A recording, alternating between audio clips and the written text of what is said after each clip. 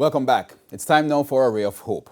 This week we look at recent efforts by the police who've been on a drive to encourage students in Perrytown St. Anne to stay in school. Here is a ray of hope. At a time when school-age children are quitting school due to access, the Area 2 police have stepped in. Don't be dull. Get something positive in the skull. Don't be insane. Get something positive in the brain. This is Perrytown in St. Anne, where many students have been deprived of learning due to internet challenges. It's an issue which has plagued many students in rural Jamaica. But head of the Area 2 Police, ACP Calvin Allen, encouraged the St. Anne students not to give up, stressing the significance of literacy. You don't need nobody else to come tell you. Education is the surest passport to a good future.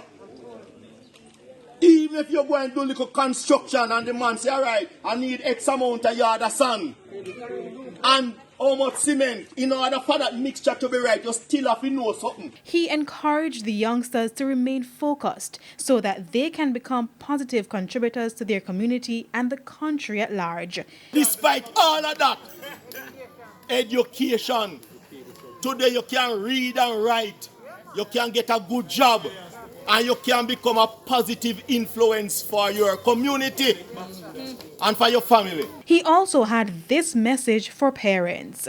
Parents, me say me know that it is tough, it is rough, it's not easy. But I'm saying to you and I'm saying to your children that are here, youngsters, listen, education, log on to education. With a ray of hope, I'm Kelisha Williams.